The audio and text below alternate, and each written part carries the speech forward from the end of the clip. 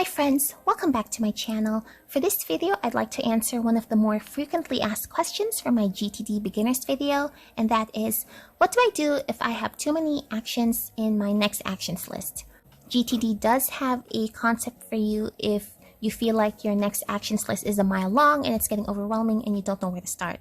And that is simply to break them down into action categories. Now, I realized that I didn't mention action categories in my beginners video, and I did that for several reasons. First, I wanted that video to be a very basic overview of GTD, and I didn't want to overwhelm people with too much information.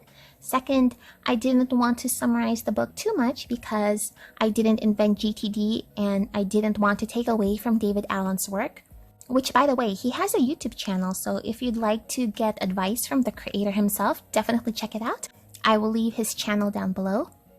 And thirdly, I don't use action categories myself for my own system, simply because my life isn't very complicated right now. If you do have a lot of things to juggle, then you definitely want to consider breaking down your next actions into categories. So I put together this little sample planner for this video, and I just threw this together earlier today, so it's not very fancy as far as the setup goes, but here is what a GTD-based planner might look like. So as you can see, we have 5 sections here.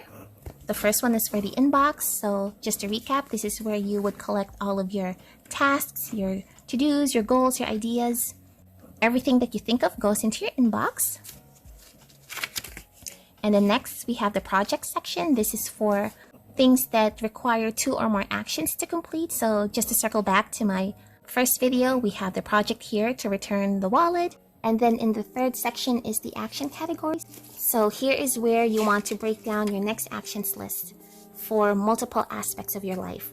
Here in the first section, we have home. Here is where you want to collect all of your next actions that pertain to your house. So things like replacing light bulbs, installing furniture, any of that sort. You want to add it into your home section. And here is another section for work. These are just examples.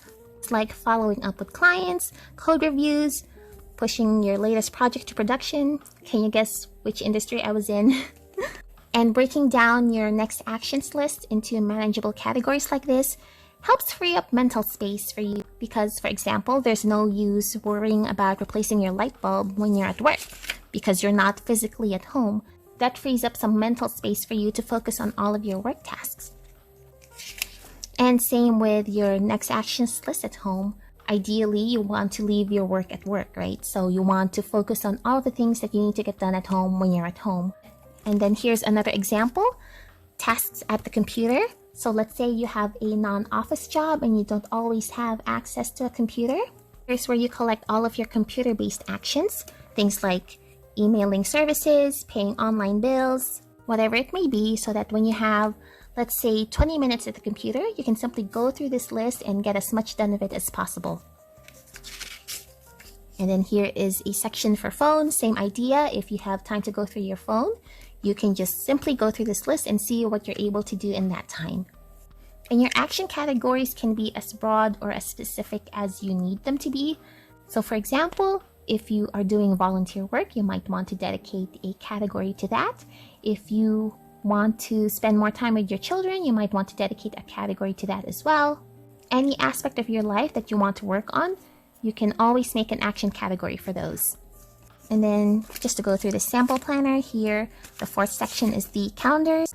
So maybe you have a next action in your categories that is more critical than others. You can place it in your calendar just so you can remember the deadline. And then in the back, you can add notes, references. And this planner is just an example of how I would set up a GTD planner for myself if I needed the action categories. So feel free to create as many action categories as you need to, and hopefully that helps you manage your life better and keeps you more organized. I hope this video was helpful. I'm sorry about the audio. My mic went missing. I don't know where it went. Hopefully I can find it. If not, I'm gonna have to find a replacement. Alright, that's it for me. Thanks so much for watching. This is Baba Notes, and I'll see you next time. Bye!